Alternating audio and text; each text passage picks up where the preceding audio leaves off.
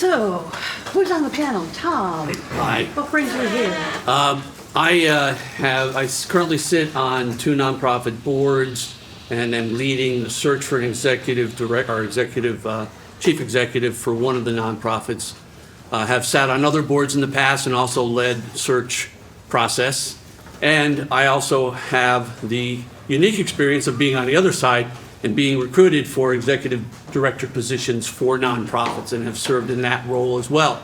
So I'm familiar with that. I even had the unique experience of partnering with the board as a COO and terminating the CEO in an organization. So have a lot of experience and a lot of knowledge to share in this role, this topic. Thank you. And Bob Rigg, Americas. Yeah.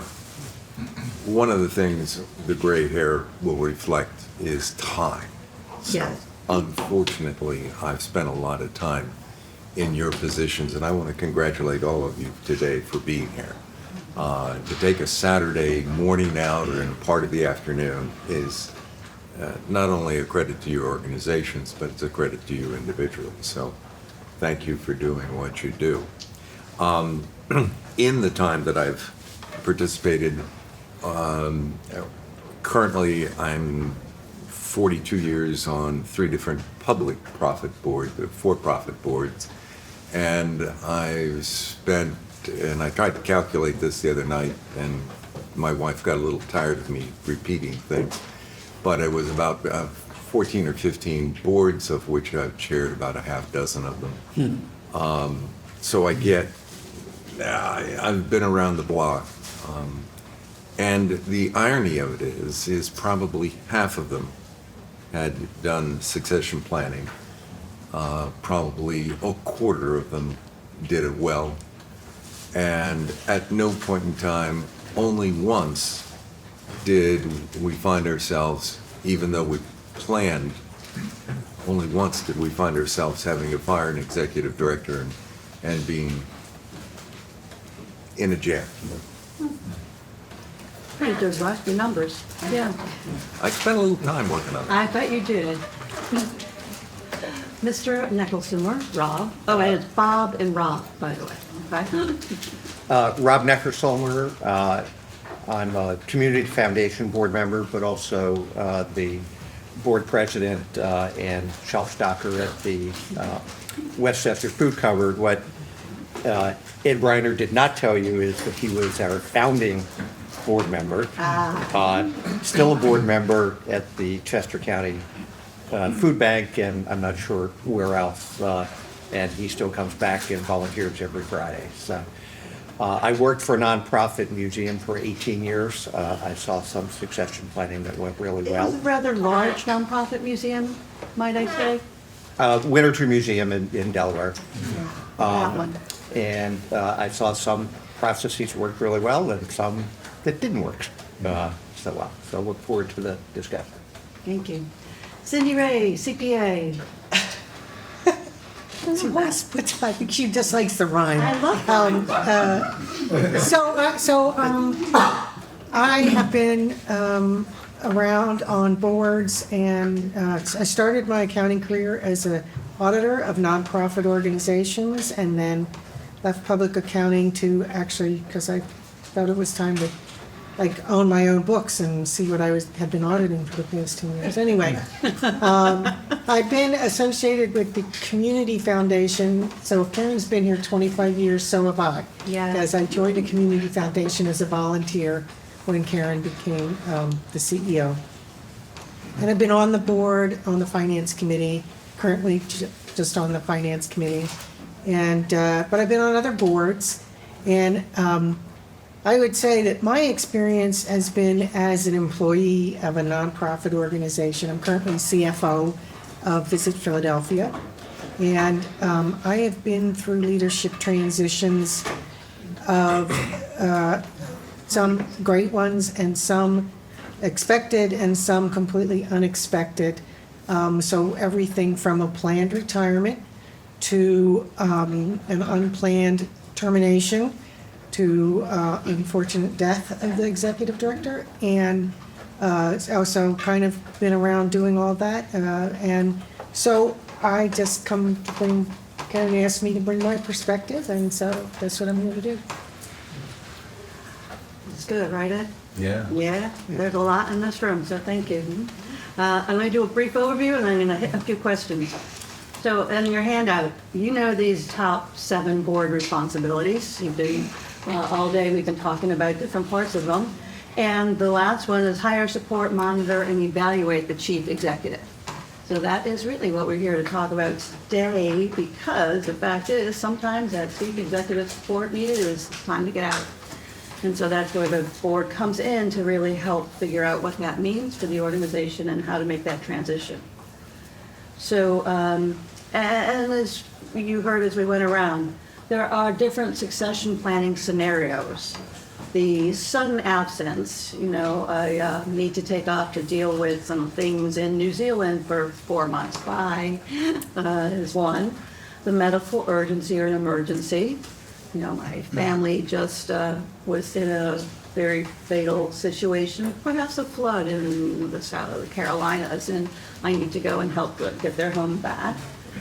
Retirement within a few months, and it is fascinating to me, there are a lot of people, CEOs, who wait until a few months prior to say, I'm going to retire in November, and they announce that in June.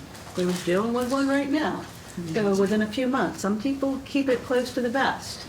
And then you have somebody like me who says, oh yeah, wait a second, you all know that I'm getting up there and I'm getting a little bit rankled, so let's really make some succession planning for a few years down the line. And mine is actually because I didn't want surprises, and because what we do at the Community Foundation is very relational. It's not about a transaction. It really is about getting to know all kinds of people from all walks of life. So, and we're about legacies and forever. So we have a longer runway here. So, and there's a lot of things when you talk about succession planning scenarios in the search process is, is it better to hire a search firm or to hire a search consultant? Or is it something we can do on our own? So those are parts of the things we're going to discuss, pros and cons. Because if I've seen one thing, it's that no search looks exactly alike. You're going to have to customize it based on what is going on in the organization. So there's a checklist that they put out by the Annie Casey Foundation. It's in your book. But, it's interesting. If you're really talking about making a leadership succession smooth, oh, and Nick wants to come in, and we're going to pick on Nick as it comes in, because he's one of our board members at the Community Foundation. And we're all going to pick on Nick Hoffman as he comes in the room. Nick is on the board of the Community Foundation, and he's also the board chair of Brandywine Valley Activation. Yahoo! And they just had a very successful fundraiser last week. So welcome, Nick, and I heard you did a great session. Thank you. So in our handout, as we look at what makes for a smooth transition, if there's an organizational strategic plan in place that has got some validity still, that will help because you'll have a sense of direction. If the board has evaluated the CEO or the executive leadership each year, that at least gives a clue to the board about what the overarching goals are of the organization and how the CEO has helped to carry them out or not. It also can be helpful if you're talking about that transition of having to release somebody. If you don't evaluate somebody year after year as a board, it's kind of difficult all of a sudden to say, changed my mind, or, it's done.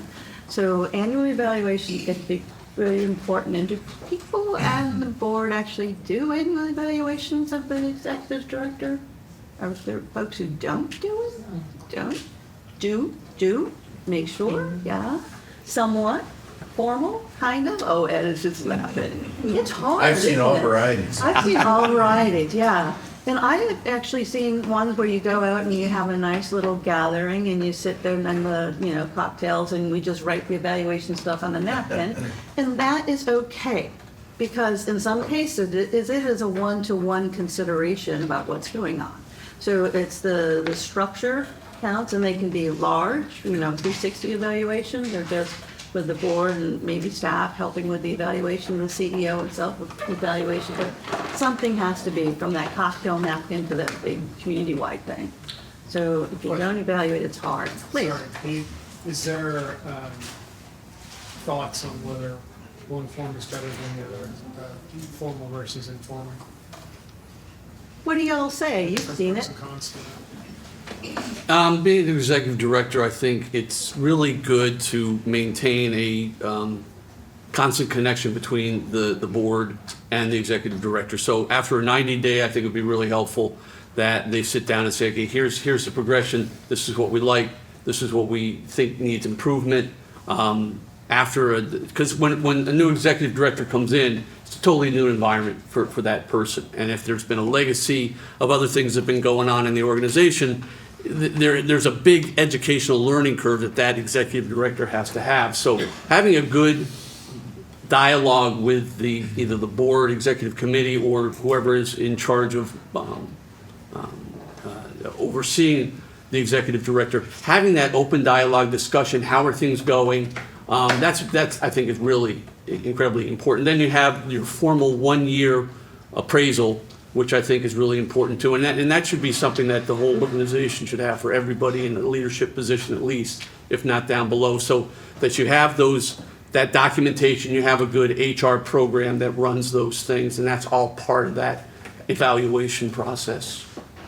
So for a newbie, 30, 60, 90-day evaluation, and then annual with feedback every single time something happens that you want feedback on. So kind of organic, just in time. That would be, what else, Bob? The fact whether it's formal or informal is really the delivery, okay? So the delivery is, in my mind, totally up to you. But the fact that it is, the executive director knows what they're going to be reviewed on, that communication, that process of going back over, whether it be the strategic plan, as we've talked earlier today, whether it be the staff evaluation and how the staff has performed, whatever it may be, that needs to be repetitive, and the executive director desperately needs to know what they're going to be reviewed on. Whether you deliver it over a martini, as some people did, Olives. or you sit down in a more formal committee setting, really doesn't much matter. But what they have to know is what the topic's going to be. And actually, I'm a stickler for evaluating the CEO against the strategic plan, not their sparkling personality or lack thereof. So, I mean, to me, if it's not in the strategic plan, how can you begin to say that it's something the CEO should be focused on? But I digress, Rob. Well, I agree with everything Bob and Tom said, but I think it is important to have a formal annual process, but nothing that comes up in that formal process should be a surprise. Right. There should be dialogue throughout the year. It's a check-in point to make sure that things are on track, but if it's a surprise to either party, then something's not working. And the point about the strategic plan is really important. I don't know, how many here have an active strategic plan? So that's pretty good. The organizations I have had one that they've done, and it looks really good, but it's sat on the shelf for a number of years. And then not having that as a guideline for that leader is also a gap that needs to be filled as well. We have found that we've been able to bring out portions of the strategic plan at each board meeting. So when the board as a whole, in that other session, we were talking about consent agenda.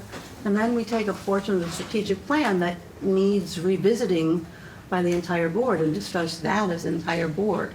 So some board members know parts of the plan, and then they realize, of course, it's all the whole strategic plan. So it is interesting to use that as the measuring. Anything else, Cindy? 2 cents for? They nailed it. They nailed it. So if you're going to evaluate the CEO on their goals, also board self-appraisal is in here too. Because the board has to take a look at its own functioning. And whether that's the Bob Rigg style of at the end of each board meeting saying, so how did we do? What can we improve upon? Which is a really great tool as a chair to take that for an extra 10 minutes at the end of the board meeting and really probe. You don't just take the first answer, you kind of go a little bit deeper. Into a more formal evaluation, and do your boards evaluate your own performance? Because we have a really great tool on our website you can have. So there's a board self-evaluation tool that we customized for me, and we think it's pretty darn good. So it's on our website. If you can't find it, just send us an email. And we do it on a SurveyMonkey tool so that you can have all board members evaluate the CEO, and then you can just all press a button and get your results. And Eric can tell you about it because I think you did the last competition, right? And Michael Carwick actually developed it 18 years ago. We're working against, yeah. Yeah, yeah. And it's taken from best practices nationally. So if you don't evaluate yourself to the board, it's actually pretty straightforward. And it does a great job of showing, in my mind, it shows where your strengths and weaknesses are as a board. So when you're planning succession of the board itself, that tool is a great way to help determine where your weaknesses are and what you need to look to for that next person. But that digresses. No, but it's important because the board is really got to be as strong as it can be in an executive transition. This is going to be a hard time for the organization. Sorry, Steve. Ray's kept a lot of stuff together for a long time. Absolutely. Yeah. And if there are enough people in the organization, so there's direct reports, also you want to make sure that the staff is being appraised by the executive director on an annual basis. No surprises. People should know about their performance, and we should also know how they want their position to modify based on things that are coming up externally in the environment that impact the organization and their druthers. Maybe you have some staff members who want to do other things. I had somebody come to me and say, hey, I want to do more of this person's job. And I'm like, good, because that person's job is expanded and they can't do it all. So staff appraisals on an annual basis. The other part is, and this is the harder one because it's a high-performing team. Of course, if there's a high-performing team, it's going to be an easier succession. And that is really about shared leadership throughout the organization. And really, if there's a transition time and you're without a CEO, can somebody step in as interim, or can the team just keep going for a while if you don't have an interim? So you want to do a little bit of taking a look at that in the succession plan, the top management performing team. You also want to make sure, and this is something that I've been really trying to do for the last year or so, is making sure that it's not just your executive director who's the public face of the organization.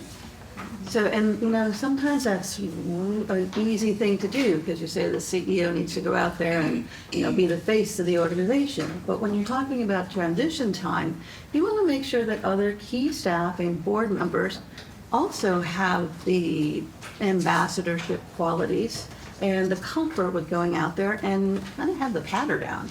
What's the story? What are you trying to do? Can you tell me what your organization does? Our mission statement has the word philanthropy in it. Do you know how long it takes to be able to say philanthropy without tripping over it? Oh, Shamiz. Eric? Philanthropy. Oh, that's why you're going to be chair-elect. Okay, Nick? So, But can you repeat the mission yet? So making sure other people start to really step up for external relationships. And that's a dance because people want to see the executive director, CEO, yet at the same time, everybody else has to be out there. It doesn't hurt to have some financial reserve in place, and maybe that's the reason sometimes a lot of folks take off because they realize the finances are going south and, they can only just say, I got to get out of here. But it doesn't hurt because some of your funding relationships are going to be wary for a while, and you want to have a reserve in place to kind of let the new folks kind of decide that the new person is the right person, so they're going to renew their commitment to the mission of the organization. You don't want a CEO who takes those relationships with them and they don't stay with the organization. And that also is a hard thing because some of those relationships get rather close. So to have some financial reserve helps. And of course, Louise and our finance guys, financial systems in place. If the financial systems are unclear to you, then those need to be cleaned up before the executive transitions because you might find some things and you kind of want to fix it before they leave. Right, Louise? Yeah. Yeah. Operational manuals. It really helps if there's something written about organizational processes, calendars, and a lot of it comes out of a strategic plan for activities and initiatives, but sometimes there's just certain ways things are done, and darn it, you gotta write up that stupid operational manual because you've always had it in your head or just done it over the years, and maybe it's time. And then program staff have documented activity. That's part of the job descriptions, and then there's other folks who can help back them up if they need to as well. So those are sort of the checklist, which is why I said a couple years ago, okay, it's time for me to retire soon. I gotta make sure this stuff's cleaned up, because I don't want anybody to find skeletons in the closet. So there's a cleanup list thanks to the Annie Casey Foundation. And so that's what we're working on. Questions, comments? Timeline. I would suggest that if you have a CEO who's saying, okay, it's gonna be a year or so, get your timeline, whether it's month by month, year by year, week by week. The steps are sort of the same. You know, what do you have to have the chief executive clean up? Is there a soft affirmation at least of the direction of your strategic plan and your core values as an ongoing organization, so you know what you're looking for? You gotta learn about search consultants, firms, costs, and put some feelers out to see who might be a good fit for you. And then you actually want to have some conversations with the full board, maybe the chief executive, about, okay, are we going to use a firm or a consultant to help with the search, or are we going to do it on our own? I'm going to talk a little bit about that in a minute. And then you actually want to put a timeline on when are we starting and when do we hope to finish by. And a lot of times organizations, search committees and boards say, okay, we did the search, we hired the new executive, hurrah, we're done. Whoosh. Yeah, it takes a lot sometimes, a lot of energy and attention. You're not done. Because as you said, those first couple of months, years are crucial. Because the board has to keep, you've been able to step back with your executive director for a number of years because you trust them. But your new person's got all new relations with people, areas, regions, and you really don't know how they're performing. So the board has to still stick around them more tightly and then kind of loosen up over the year or two, I would suggest. So don't desert your new CEO, you will be sorry, right? And it's not a question of watching them, it's supporting them. It's supporting them, yeah. Going out there, helping them meet and greet, helping them just brainstorming ideas, deliberating, counseling, yeah. And then making sure you get on a regular CEO appraisal schedule, that 30, 60, 90 days, 1 year sort of thing. So those are some of the things that as far as the process. But I thought what would be interesting is to have some conversation about these other questions, which I think are bigger on the next page. Yeah, because all these things about what has been your CEO experience, their search experience, what works and what doesn't. Let's talk about those things and roles of the board and then planning for the transition. So we had a little bit when we did our intros about our first question, your experience with nonprofit and for-profit transitions and searches. Let's talk about what works and what doesn't and what are best practices you all have learned so far. People talk about, is there another candidate who can just be promoted to become the executive service director? Or if you can't just promote somebody, are there internal candidates who want to apply for the executive director position? Or wait a second, instead of just doing a search for somebody, maybe we could do an interim, because there's some reasons to have an interim, maybe to act as a buffer, or perhaps to do some really big change management stuff. So I'm wondering what you've seen on that and when it seems to work well and when it doesn't well. Hiring, promoting from within without even doing the search. Internal candidates applying for the position, what happens when they do and don't get the job? Ooh, yeah, sometimes they don't. Yeah. And interim CEO to do some turnaround, perhaps, or just act as a buffer. What's been your experience with any of the above? I think every organization is different in what its needs are. So if an organization needs some good cleaning up, then maybe doing an interim to come in and to carry that, especially if there is the need to coach out certain people in the organization. I mean, leaving that into to the new incoming CEO is a very difficult situation. There's loyalties, there's legacy, a lot of dynamics that go on there. So having somebody clean up that before the new executive director comes in is helpful. I've been in a situation where the second person in command wasn't given the role and had applied for it, and it was a very active, very widespread search. And then when I came into that organization, there was a definite attitude that after a year coached out and was able for him to find another position somewhere else, which was great, and I helped him with that.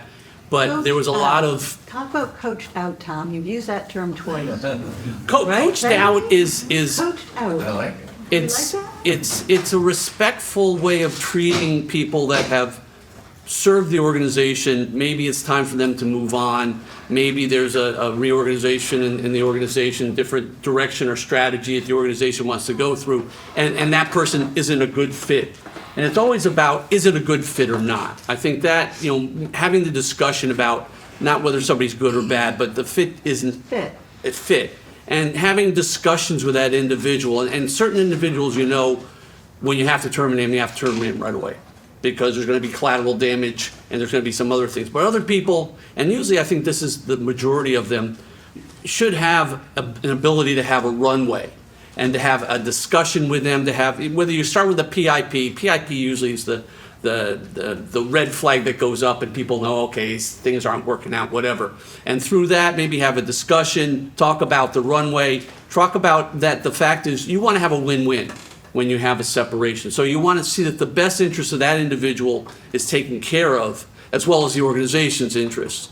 And that not only sends a message to the person leaving the organization and doesn't leave a bad taste in their mouth, it says a lot to everybody else in the organization. Because who knows if you're going to have to do that a second or third or fourth time later on. And if you set a precedent and you set a practice and it's something that you can rely upon what you did before, it's helpful going forward when you have to have these discussions. So I talk about it being coaching out. And at some point in the coaching out process, it may be that there's an issue, bang, you're just going to have to say, you don't need 2 weeks' notice, it's time to leave. So every situation is different. Every situation and the needs of the organization is different. Every culture that's at the organization is different. And that's a whole nother piece, is the cultural fit with the individual coming in who may have really good skills, great experience, good track record, but for some reason or another, the culture fit doesn't work. And so again, it's not whether it's good or bad, it's just the fit doesn't work. And you try to have something where it's a win-win in exiting the individual. What would you add to that, Finn? Bob or Bob? Well, I personally, I worry about, one of the questions was people competing for the position. Somebody's not going to get the position, and then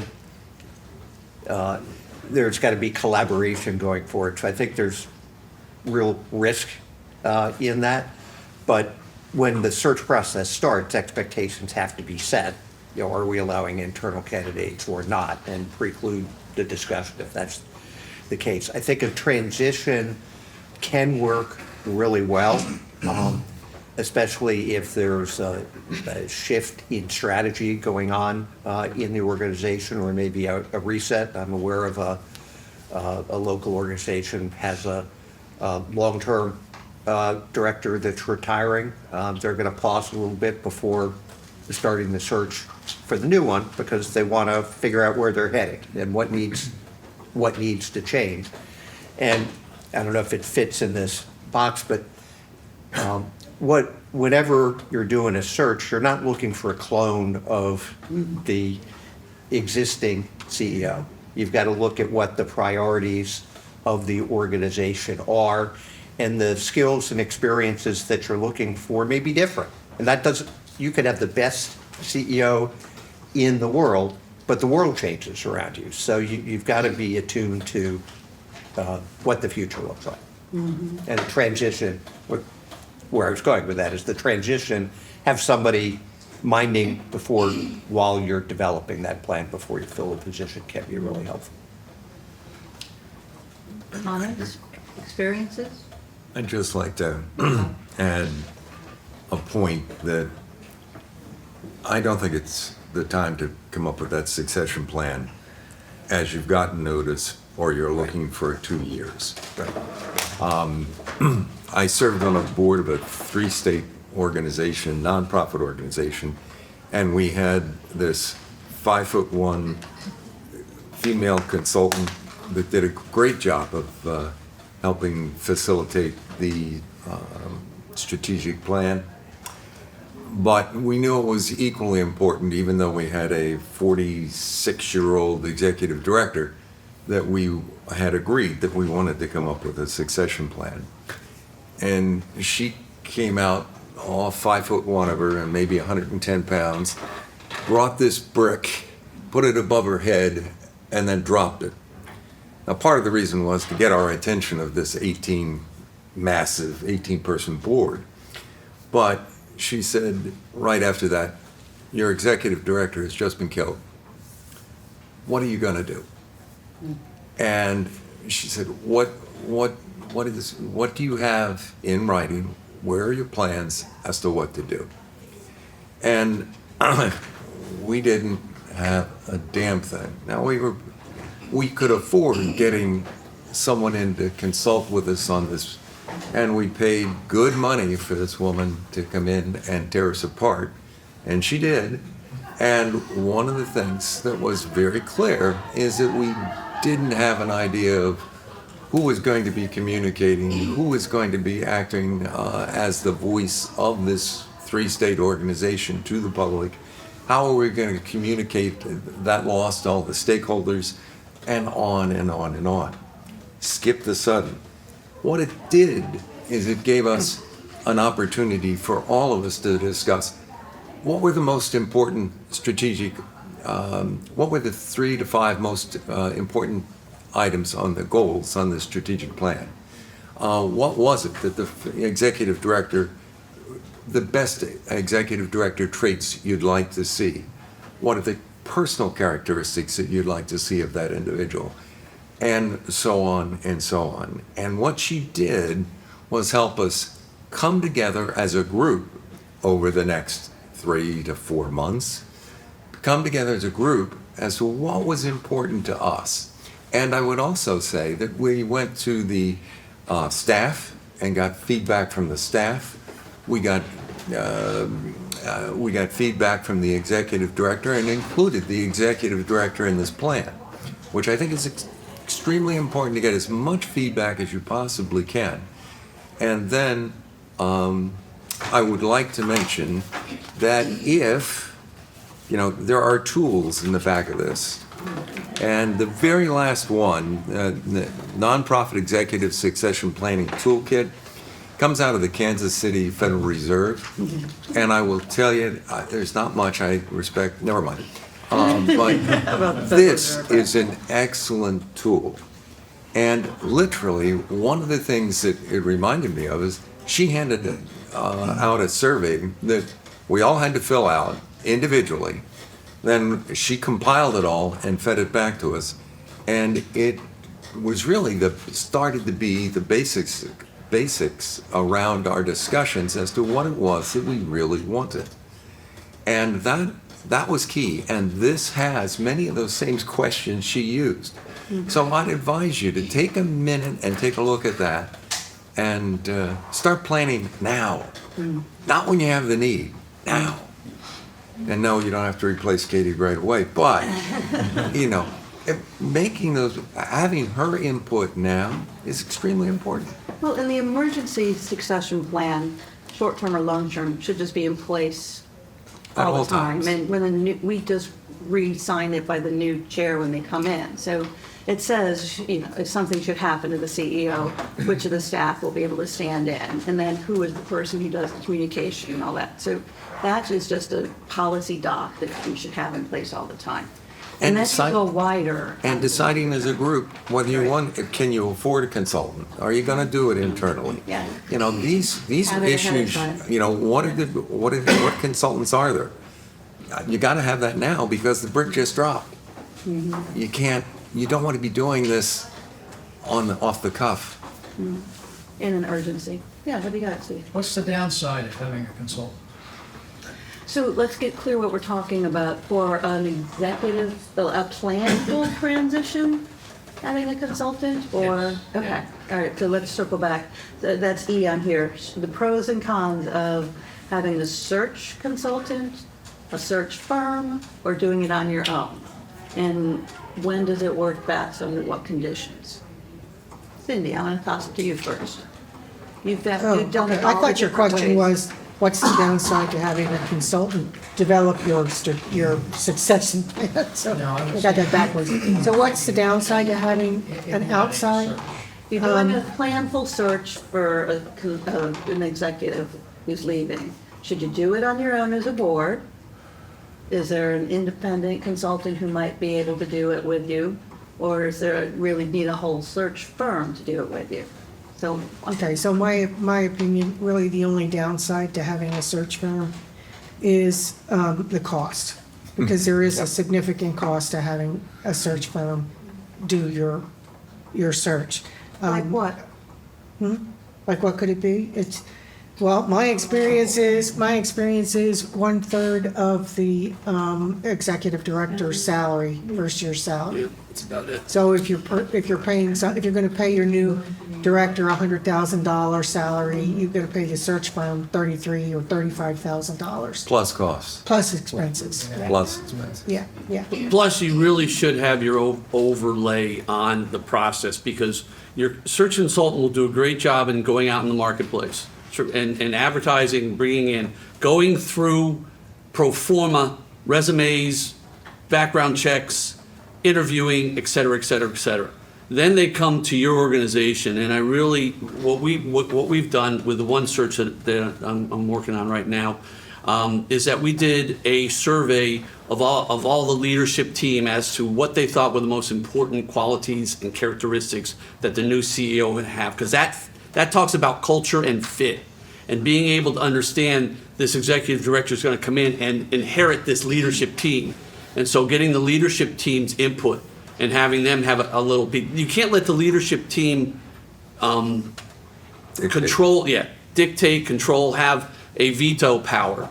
But I think it's really important for the board to take into that in consideration. One of the other things that we did after having this full survey is that made available any board member that an employee, that a leadership team member wants to meet with and privately talk confidentially about certain things, because there's going to be an internal candidate.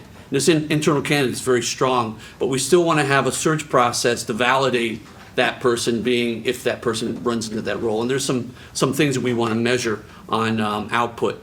But having that feedback, and really it's the fit. And on your board, you ought to have, a handful of individuals, depending on the size of your board, that are part of that search committee in determining, how much involvement they want to have. And they should be involved. There should be somebody who has HR background. And we've used that in the two searches that I did for an executive director, had actually some very good lead people on that.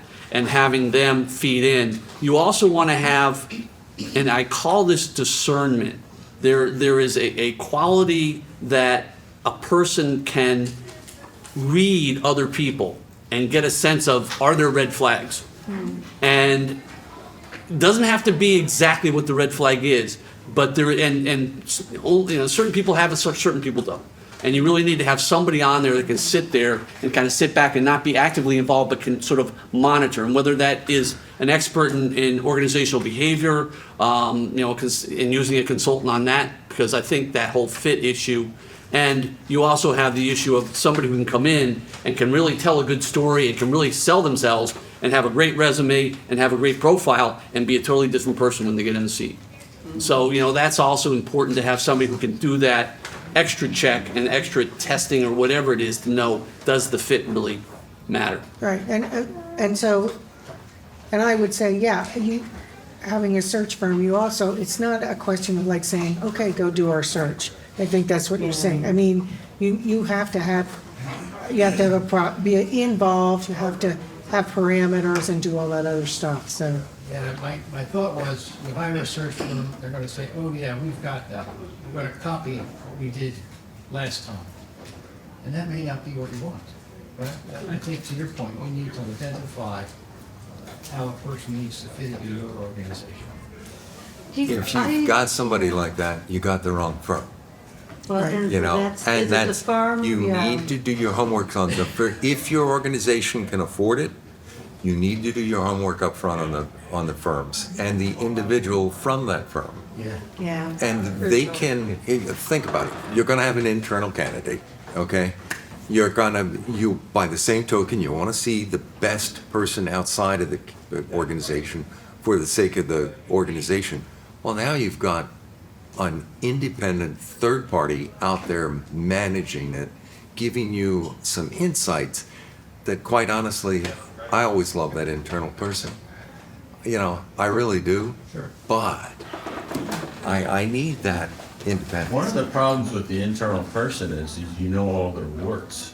Yeah? And in an organization, I mean, this is not nonprofit, this is Yeah, a it's all- for-profit experience it's- with the money to spend on Right. doing the org development. But the issue with the internal candidate is you know what's wrong with them.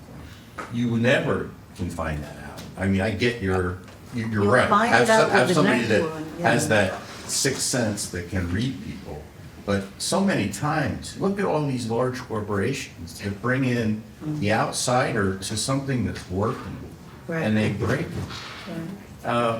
Man, the best thing you can do organizationally is develop internally, have third party, and I've done this, have third party come in and do the 360s and get all the internal feedback, pick the internal candidate, and one of the people that didn't get picked did leave and go to the competitor.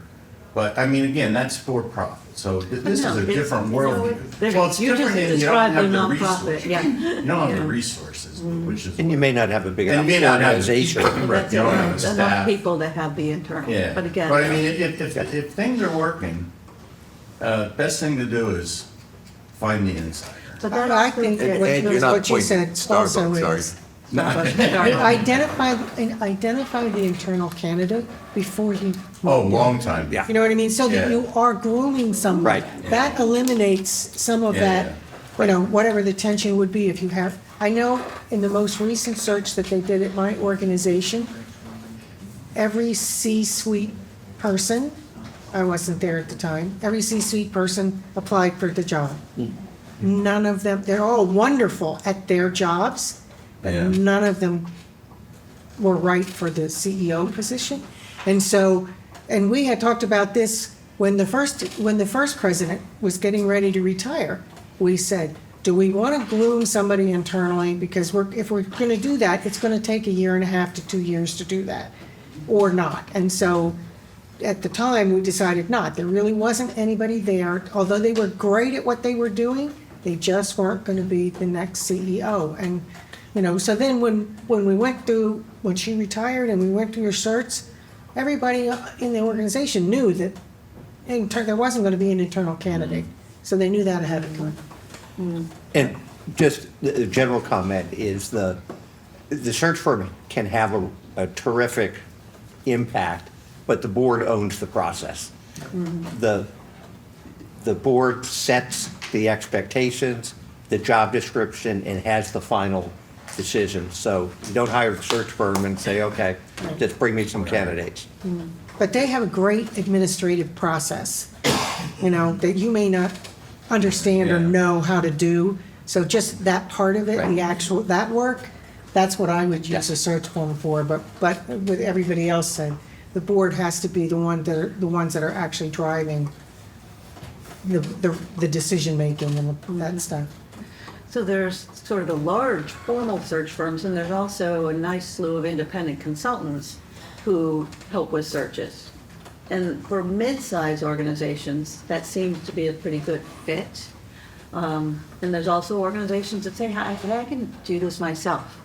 And it depends on the size of the organization, the budget, and the reach. How far afield are you looking for your candidates? And, you know, this comes up a lot with how well do the candidates actually have to know the region? In Oxford, is it really going to be important to bring in somebody from Oxford? And you've got to have that talk, or do you go further from, within a 45-minute range, or does it have to be Chester County, or are you going to do a whole East Coast search or whatever? So it really depends on the organization's geographic focus. Sometimes you can do it yourself or with a consultant who's helps with the search because it's smaller in scale, and that's fine. There's nothing wrong with that by any means. Yeah. And if you're planning ahead of time, you can start to see whether you've got that kind of person on board or not. If you wait till the last minute, unfortunately, that inside candidate has less of a chance. And the worst part about it is that you have a good chance of losing that inside candidate when they're not chosen. Well, and sometimes there's just no inside candidate. So having an independent consultant help with the search can give some perspective, but not have that whole extra added cost of geographic reach, which isn't important to me. Yeah, Louis. Question for Tom. I like when you mentioned having someone with that organizational development background being sort of the quiet seat, the person who's Discernment observing person, and yeah. listening and looking for the fit or red flags.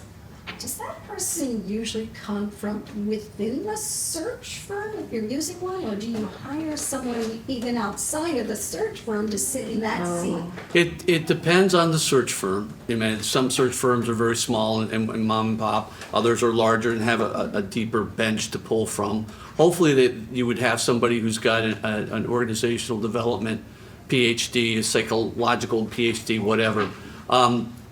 In the process, when you're doing the interviews, I always recommend that you have a third-party board member just sit and not participate at all, just observe. Yeah. Somebody who's very observant. Now, if you wanted to get a consultant or somebody to be part of that process as you go along to help, that's a whole nother point. With one of the searches that I did, we handled it in-house. I handled it with a volunteer committee of leadership from the board, and had a lot of really good experts. Had two HR professionals, one who had been VP of HR for Penn, another one who was VP of a telecommunications. So, and we had other people, but it was also diverse. We also had a great diversity of individuals, ethnic, cultural, age, etc. So that was really helpful as well in going through the process. About 12 people, so it was a large group that we had. At the end, when we had gone through our processes, which was very deliberate and very involved, including the background checks and everything else, we came down to 3 candidates. And at that point in time, we brought in an organizational development person and had them meet with them, perform with them, and also knew a lot about our background, our mission, our culture, et cetera, and then did the fit. We had one candidate that definitely was an off-lier, and then 2 that were very close. And the interesting part is, this is after a year-long process. We took our time because it was really important. The one person came in, met with the leadership, and turned and ran. Wow. And fortunately, and I had kept in contact with the number 2 candidate. I phoned all 3 candidates and told them the news and everything else, and developed a good relationship so that when that person left, I contacted the second candidate and reestablished, and he didn't have an attitude problem about the whole thing, and brought him on, and he's been there for, about 10, 12 years. And I think you bring up a really good point in that the internals or the search firm does not have to be the same person that's acting as the consultant sitting there helping you do that final match. Correct. I served on a public board, and quite honestly, the search firm was great at going out and getting candidates, but they were terrible consultants. They weren't the kind of firm that could sit down and help evaluate what the match might be. But they had a national name and could go out and get some great people for us to talk to. And that set of skills doesn't have to be in the same company. Sure. And it can be on your board committees. I mean, you can have people on your board committees, and you know the Yeah. skill test. People know the fit. And if you don't feel like you have the experience and can't afford to hire somebody, look at some of the companies that support you. Do they have an HR department? Somebody that Yeah. would be willing to help you with Yeah. the process. Yeah. Use the resources that are available to you. Anything you want to add? So you say, no? No? It is actually our time. It's 1:48, and you said we go to 1:45. So I know, it goes quickly, and, we've sort of covered a little bit of everything, but does that help a tiny bit in getting us started? I mean, the fact is, it's all going to be customized to your focus of what you're looking at and what you need. Get a good, quick strategic plan outlined, put together a good search team to look for, do we need a search consultant firm, or can we do it ourselves? And don't deny the validity of your own smell test and your discernment on your own board and volunteers on that committee to find the right fit.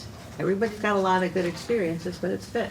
Louise? And something you said, though, all of that is really wise advice to us. You all said be prepared. Don't be waiting until somebody says, It's gonna happen. I love the be prepared. Know what you need to know. Right. As soon as somebody says they're gonna leave, the board needs to stand up and go, wait, what do I need to know about what they're doing? And sometimes that's always, right? Don't wait for the person to stand up and say, I'm gonna leave. Right. Start now. Now. The brick. The brick. Exactly. Brick. Bam. All right. That's all you need to know, the We got brick. it.